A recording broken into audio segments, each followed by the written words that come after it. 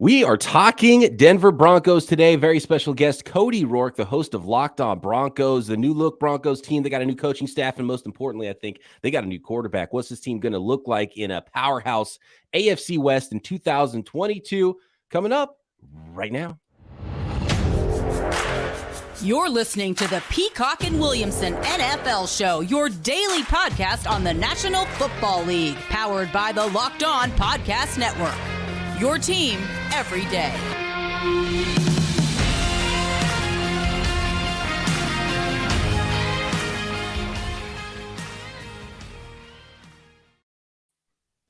Welcome to the Peacock and Williamson NFL Show. Brian Peacock and Matt Williamson with you, as usual, at BD Peacock, at Williamson NFL. And if you're watching on YouTube, you can see another face here on the screen with us today. We have the great Cody Roark, at Cody Roark NFL, joining us, the host of Locked On Broncos. And Cody, we get asked the question a lot, who won the offseason? And if it's not the Broncos, it's another team in the AFC West. So this has got to be like one of the most exciting off seasons you've had to cover since hosting Locked On Broncos and maybe ever with the Broncos.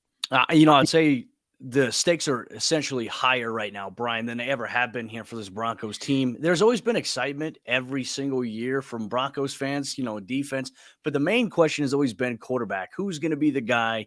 The quarterback carousel graphic that we see on Fox broadcast, everyone got tired of that. And now it's come to an end with the addition of Russell Wilson, which was kind of a move out of left field. I don't think anybody expected it. I know, like, the day it happened, we had no expectation of that because Broncos country was kind of aiming on the lines that they were still in the hunt for Aaron Rodgers. They were waiting for Rodgers to make his decision. He stays in Green Bay. And then a couple hours later, bam, Russell Wilson to the Broncos. It's been a roller coaster ever since. It's been fun. You mentioned expectations now are a little different. I mean, I think us national folks that aren't super tied in with the team look at this, the Broncos and go, they pretty much have to be a playoff team at this point. But do you think that they are a Super Bowl contender?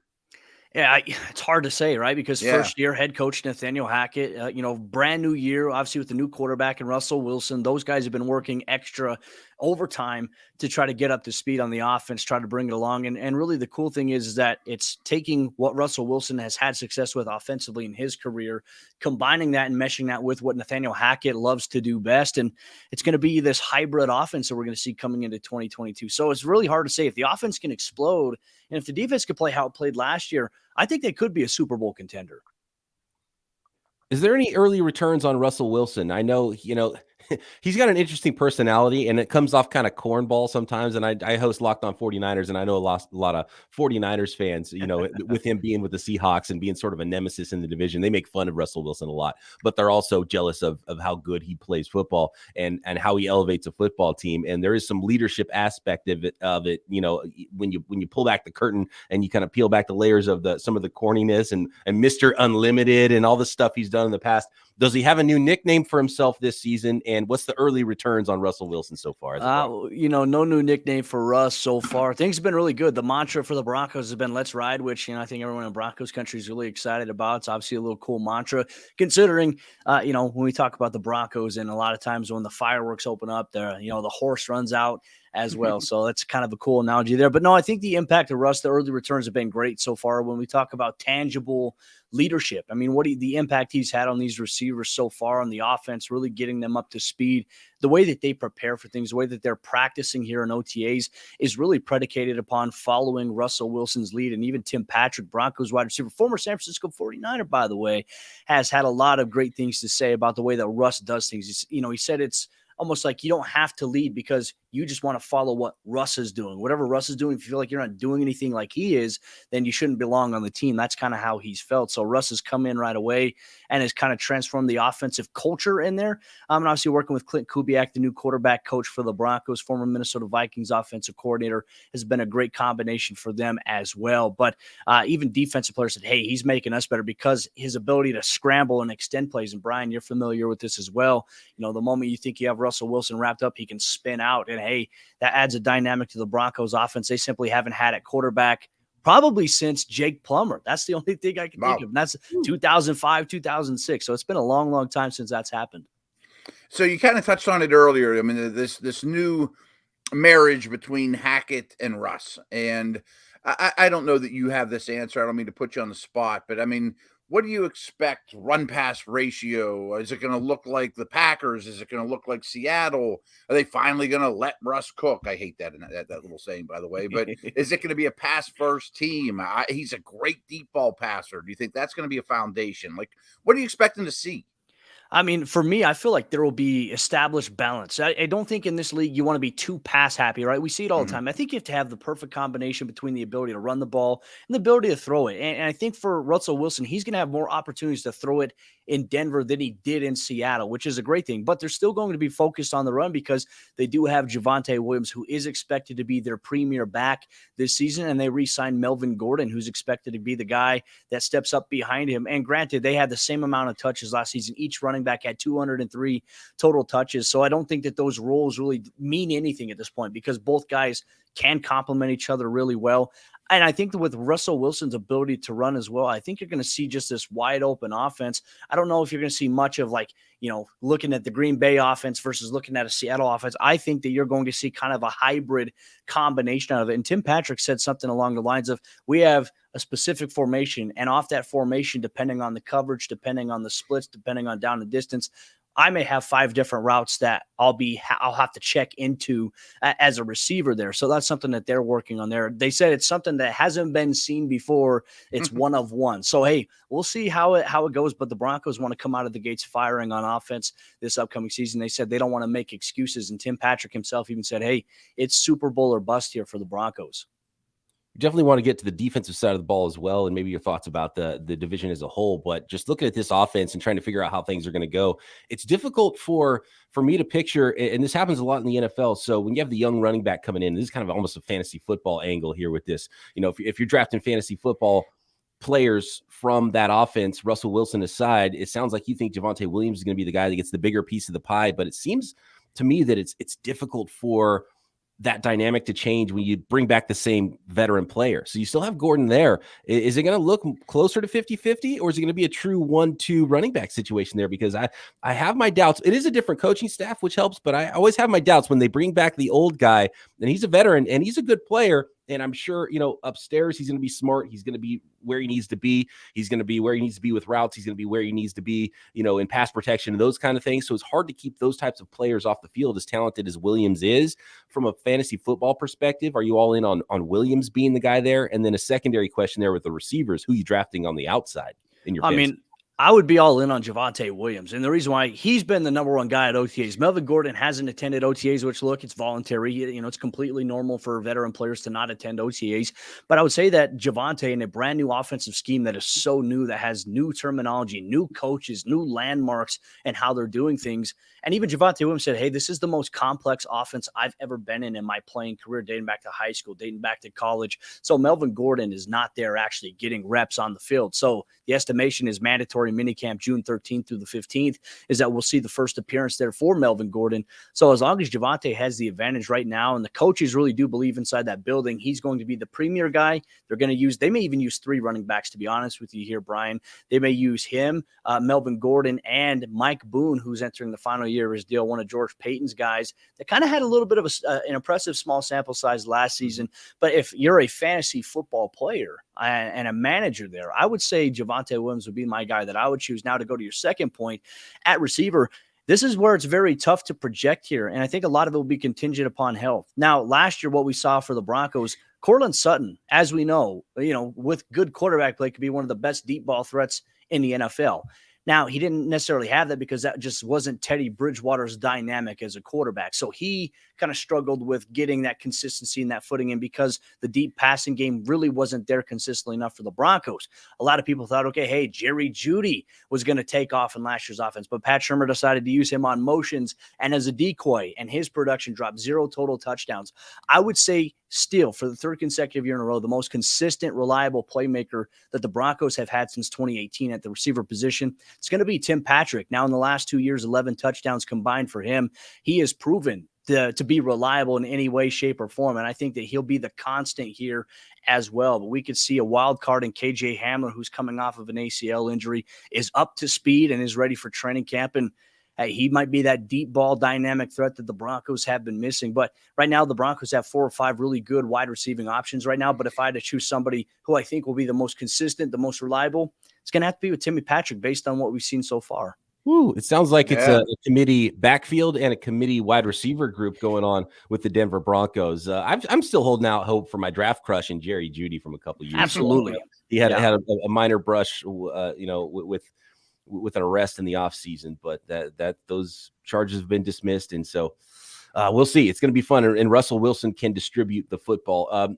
Really quick, Cody, we're going to have you back for one more segment. I want to talk about the defense and the AFC West. But first, I've got to let the folks out there know about Blue Nile. At BlueNile.com, you can celebrate all of life's special moments, from creating the custom engagement ring of her dream, gifting classic and timeless jewelry pieces, all at prices you won't find at a traditional jeweler. So whether you're ready to pop the question or you're celebrating a milestone moment, find jewelry as unique as her with the modern convenience of online shopping at BlueNile.com. And one of the things I love the most about BlueNile.com is the help they can give you. Because if you're a guy like me who has trouble deciding on these types of gifts, you want to buy something nice, a nice jewelry piece for the special person in your life, right? You go to BlueNile.com, you can chat with a jewelry expert. They're on hand 24/7 to help you find exactly what you need, either by chat or via phone at Blue Nile. So they can help direct you the direction you want to go there and find the right piece at the right budget with his key at BlueNile.com. So make your moment sparkle with jewelry from BlueNile.com and the Peacock and Williamson show, with listeners getting $50 off purchases of $500 or more. This is a podcast exclusive, including engagement as well. So use promo code Locked On. That is code Locked On. Plus, every order is insured, ships free, and arrives in discreet packaging that won't give away what's inside. So shop stress-free and find your forever piece at BlueNile.com today. I want to thank everybody once again for making Peacock and Williamson your first listen. And we have a special favor to ask of you with our survey going on network wide. It's an opportunity for you listeners to let us know what you like, what you don't like about Locked On Podcast. So go to lockedonpodcast.com/survey right now. It won't take very long, and everyone that completes the survey can qualify for a chance to win one of 10 $100 Ticketmaster gift cards. So again, that is lockedonpodcast.com/survey to find that survey and let us know what you like, what you love, and maybe what you think could be better with Locked On Podcasts, including this one. And I appreciate your help on that. All right, let's get back to the Denver Broncos, the AFC West here with Cody Roark. By the way, he's a must follow, not only for the Denver Broncos information, but NFL information in general at Cody Roark NFL. Make sure you're following him there. Cody, the defense, no Vic Fangio, which is big, because we talked a lot about on offense, and a rising tide lifts all boats with Russell Wilson coming in. You got a new offensive scheme. We'll see what that ends up looking like. But Vic Fangio is pretty important to every defense he's ever been a part of. And so personnel-wise, how are the Broncos looking up front? How excited are you about the defensive side of the ball? Are you worried as much as the offense maybe takes a bump up? Could the defense take a step back from what we've seen the last couple of years? Well, hey, I have seen that Vic Fangio's been hanging out at the 49ers practice facility during some OTAs. We could see a consulting role for him. He's a smart defensive mind. I'd say what he's able to do for the Broncos defensively, he put them in a really, really good position. And when they dealt with serious injuries, they had guys step up. And I think it was due to the system he had in place. Now, the Broncos will be kind of running the same exact system here under Ejiro Evero, the new defensive coordinator that came over from the Los Angeles Rams, was their passing game coordinator, their secondary coach for the last several seasons. He's had a chance to work with guys like Wade Phillips, Vic Fangio, back when he was with the San Francisco 49ers. So he's bringing a lot of that. Plus, they have Dom Capers as a senior defensive assistant consultant that is going to be up in the box, relaying stuff down to Evero, who will be on the field here for this Broncos team in 2022. And a lot of it is kind of the same carryover, just different terminology, same exact scheme. The Broncos expected to run a little bit more of the nickel and dime this upcoming season versus the base 3-4 defense. They may play even more of an even front this upcoming season to play around with the versatility that they have in the secondary and at linebacker as well. But just a multitude of options. The Broncos are returning a majority of their key players. They've added in some new key pieces. Obviously, I think one of the bigger additions this offseason comes on the defensive interior with DJ Jones, who you're very familiar with there, Brian, as a plugging run stopper there. The Broncos were bad last year against the run. I think he's going to help out, especially in the A and the B gap and being able to create space for other players. K'Wan Williams coming inside the nickel to replace Bryce Callahan. And you still have Patrick Surtain and Ronald Darby at the corner spots. So then you bring back Kareem Jackson on a one-year deal alongside Justin Simmons, who you just extended last offseason. Denver's in a really good spot returning a lot of these key guys. Oh, and then at edge rusher, they go out and they add Randy Gregory from the Dallas Cowboys. Denver on paper right now has a lot of talent. Now, the question is, new defensive coordinator, how long will it take Ejiro Evero to maybe adjust to actually calling the plays for the first time in his career? That's going to be a question we're following. Yeah, a guy on that defense that I just love is Surtain, last year's first-round pick. And I think a lot of people, when that happened, thought, man, this draft pick might be going to Aaron Rodgers, or even after they drafted Surtain, the Packers have this big corner need. Is Surtain going to be part of a Rodgers trade post-draft? Who knows? And in the end, I just think they got an awesome young player. We did a podcast recently about the top guys under 25 years old, and Surtain is very much in that mix as a top guy. Do you see him becoming not just a good corner, but maybe a top 2 or 3 corner in the league? It's very possible. And the thing that gives me kind of a hunch on that, 4 interceptions last season. He had 14 passes defensed as a rookie, and he only allowed, I believe it was a 61 quarterback rating when targeted last season. He's just such a fundamental cornerback, technique-wise. He reminds a lot of Broncos country of Champ Bailey, literally technique. The way that he conducts himself, very quiet, very humble on that football field. He's very Champ Bailey. Like, even Champ Bailey came out and said, hey, I see a lot of myself in this guy, and he could be very exciting. Not so bad. No, not at all. So that's kind of where we're at. I think that we just did an episode on Lockdown Broncos. Who are the most irreplaceable players on the Broncos roster? We had to choose 3 players. We went with Russell Wilson, obviously. We went with Patrick Surtain the second, and we went with Justin Simmons as the top 3 irreplaceable players. That if something were to happen, Denver would be in a lot of trouble with that this season. He has been fantastic. He's been such a fun player to watch, and he's growing. Even Kareem Jackson, Justin Simmons have said, he looked great as a rookie. He looks ridiculous now. He's kind of become a veteran, which is very weird. You never really hear that about a guy who was a rookie the year before becoming kind of acting like a veteran in that DB room. But he's learning from guys like Justin Simmons or Kareem Jackson. He's embodied that. He's taken on a leadership role, and he lets his play do the talking. He's going to be a fun player to watch. Yeah, Surtain has everything too. Coming in as just a pro, technique, height, weight, speed. You love the package there. And looking back at the draft, I was thinking, man, Matt was talking about the angle of the veteran trade, but I was thinking, dude, you're passing on Justin Fields and Mac Jones. Right. The corner, you got to figure out the quarterback situation. And then 12 months later, they figured out the quarterback situation, and they got a stud corner. They got a good corner. Yeah. It took an extra year, but they got that thing figured out. So very excited there. What do you, if you had to put money on it right now, what would the standings look like for the Broncos? Because you're excited if you're a Broncos fan. They got so much better. And then you see what the Chargers are doing, and they got so much better. And the Chiefs are already, they've been the top of that division for a while now, and they're not going anywhere. They're a little bit in transition, but man, they've got some pieces as well. And the Raiders got a ton better. And I think just by, bringing in a new staff, they've got some things figured out and seem like they're going in the right direction, at least offensively. I'm a little bit worried about them defensively. So let's just all assume, and I think everybody on the podcast would agree right now, some listeners might not, and you can at me at BD Peacock if you don't like it. I think the Raiders, you got to project them 4th in the division, even though they're really good. And in some other divisions, I might project them 1st. But in this division, I'm going to project them 4th. The other 3 teams, this is going to be fun. And, look, and it never goes as you think.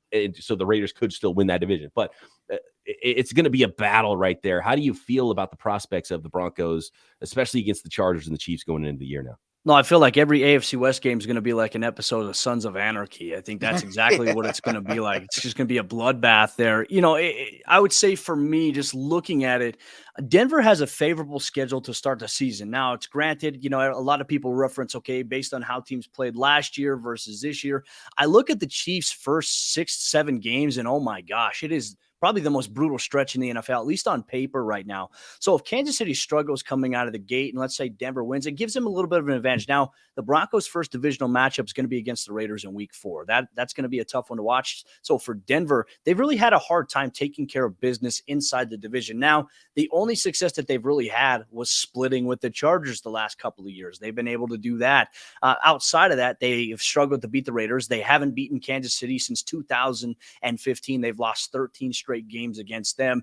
If Denver is going to get over the hump and if they're going to have a chance to win the AFC West this year, they need to at least win one game against the Chiefs this upcoming season. Unfortunately, that matchup's going to happen at the back end of the schedule, which, as we know, the final games are the most important. Now, Denver has, I think, arguably the toughest final 6 to 7 games left in the regular season, going from weeks 12 all the way through week 17, and it ends with the Los Angeles Chargers at home. And so you're going to have a lot of your AFC West games and those things. I think Denver could win the division, but until somebody beats Kansas City, until Denver beats Kansas City in one of these head-to-head matchups, then like I said, it's Kansas City's division to lose still, in my opinion. I think the Chargers are going to be a very dangerous team. It was ridiculous they didn't make the playoffs last year. Brandon Staley made some better coaching decisions late in some games for them.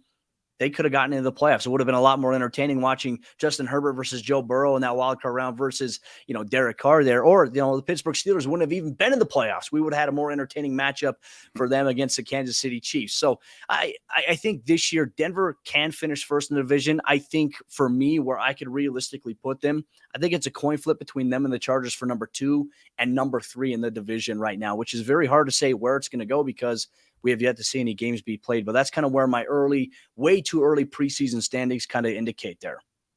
So if things were to go off the rails, and I'm not talking about 3-win season or anything like that, but if they're not in the thick of the playoff hunt, the top 10 type of NFL team, what went wrong? What area of this team, and I don't want to hear injuries. Russ missed the whole year. I mean, anyone could do that. Aaron Rodgers missed the whole year. Brady missed the whole year. Would it be O-line? Would it be rookie coach, maybe not a symmetry between scheme and players in year one? Like, what parts worry you? What could go wrong? Well, you took away the one mulligan I had there with obviously the injuries. That's been something that impacts every team. For me, I'd say it could be rookie coaching staff, like a lot of young coaches, sure, a lot of guys that don't have a lot of NFL experience. So for them, they could be behind the curve a little bit when they do play some of the more veteran coaching staffs that they will be facing this upcoming season. That to me right now really is the only indication that I have. Granted the injury, we're not even going to talk about that. But I think that would probably be the most realistic situation if things weren't to go right for Denver. It could be just the fact that the coaching staff simply doesn't have enough experience yet. But, they could grow from it. They could get better if that's the case. Yeah, adjusting to the adjustments is huge for a young coaching staff, for young quarterbacks, even for aging quarterbacks, because we've seen how that's looked in Seattle, where they get a hot start, and then Russell Wilson fizzles after cooking for the first half of the year.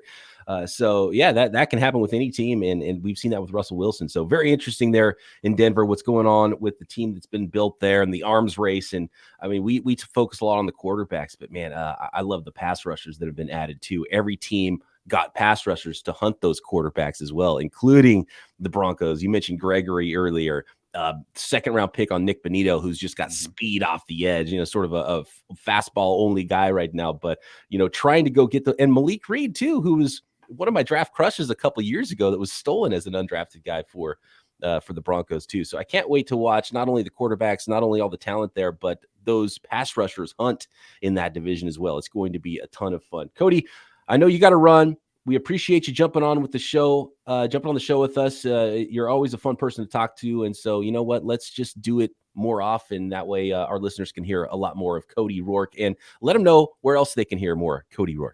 Yeah, absolutely. You can check out the Locked On Broncos podcast, free and available everywhere you get your podcasts every single day. Also available on YouTube if you want to watch us in 4K high definition on your phone, your TV, or your computer. We have you covered every single day, because for the true fan, there's never an off season. That is exactly right. Never an off season here on the Locked On Podcast Network. Cody, appreciate you, man. Thank you. Thank you so much, gentlemen. All right, we're going to finish up this pod, talk a little bit more about the West, talk a little bit more about those Denver Broncos and where they're at, and maybe a little fantasy angle as well. But I want to let the folks out there know about BetOnline. You can bet on those Denver Broncos to win the Super Bowl. Tons of NFL futures at BetOnline. Rookies of the year. You can bet on yardage props, sack numbers for some of those pass rushers in that AFC West division. You can find all the latest sports development, odds, news at your number one source for all betting, stats, and sports information at BetOnline. This year's NBA playoffs are happening. NHL hockey, conference finals, Major League Baseball, the latest fighting news, MMA, UFC, boxing, live betting, esports, and a ton more. And of course, those NFL futures, which are a lot of fun at BetOnline. So get over to the website today. Use your desktop or mobile device to learn more about all the trends and action at BetOnline, where the game starts. Okay, Matt, looking at this Denver Broncos team now, and the more you look at every team in the division, we were talking about the Chargers yesterday. I was getting really excited about the Chargers. Like, man, I think this team can win it. Cody had a great point there earlier about the Kansas City Chiefs. It's like, well, okay, you can project all you want, but you've got to knock off that team that owns the division right now, which is the Chiefs. And we'll see what that looks like. A little bit of a new look there, a little bit of a new look going on with the Denver Broncos, and the Chiefs, have some consistency now. Second-year coach, quarterback, and then adding a ton of talent there as well. So it's going to be so much fun. But when you really look at all of this and you look at it together, we've talked a lot about these teams. Do you have a team that's your favorite right now? Because we can talk about what's happening in the offseason, but yeah, when it all comes together, are you still putting all your money on the Kansas City Chiefs? Not all of it, but a chunk. Yeah. And the biggest reason why is change is wonderful. I'm talking about division-wide change. We're talking about new quarterbacks like Russell Wilson, Javonte Adams. You mentioned the pass rushers that have come into this division. But change isn't always good. Change is fun for me and you and the listeners, and I can't wait to watch every AFC West game. But 2 new coaches and a second-year coach, where the Chiefs have the guy that just wins 5 or 6 NFC West games every year before Mahomes was even there. Hall of Fame coach that knows exactly what he's doing with a great pulse of his team. And it's not like Kansas City's short on talent. I mean, maybe they're not the most talented roster in the division. I might give that to the Chargers. But the combination of Reed and Mahomes, to me, has to give them the edge. And as we talked about earlier in the show, and you just mentioned too, they very much have that big brother feel to them. We always bring things back to our divisions. For most of my lifetime, the Ravens and Steelers have owned the North, and the Ohio teams have had to bite and, claw to even be competitive. And they don't win very often. When they do, it's like they win the Super Bowl. And I feel like we might have a year of that with the Chargers, Broncos, and Raiders of, wow, we split with the Chiefs.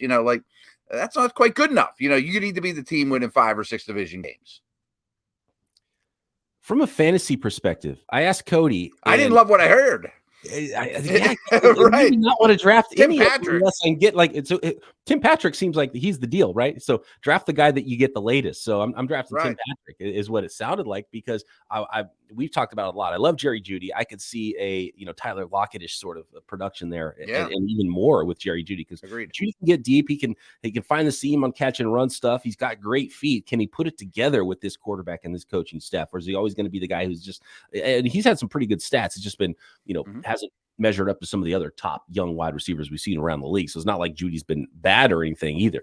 Can you take that next step with a big quarterback? But there's also so many mouths to feed on offense. And, will they just sort of all, take a little bit off of each other's plate? And then Javonte Williams was like, let's go all in on this guy. Young, talented. He's going to be the guy. They bring back Gordon. Like, what is right? 60-40 is not good enough. So now I don't know what to think anymore. Do you have a good feeling about those? From a dynasty perspective, still give me all the Javonte Williams, right? And sure. And I'm still in on Jerry Jeudy, and I still think you could probably go get him at a bargain in some of your dynasty leagues if you wanted to do that. But I don't know. I want to talk more fantasy though with this team, because I felt I had a better grip on the team a half hour ago than I do now. You know what I mean? Like, he's talking about Boone and Patrick and Hamler, and we didn't even bring up like Dulcich and Alberto. Like, those guys aren't starters. You know, like I don't want them getting in the way of my Judy stock and my Javonte Williams stock. The strictly fantasy we're talking here. Bringing Gordon back hurt me enough with my Javonte Williams stock. I mean, he's going to play.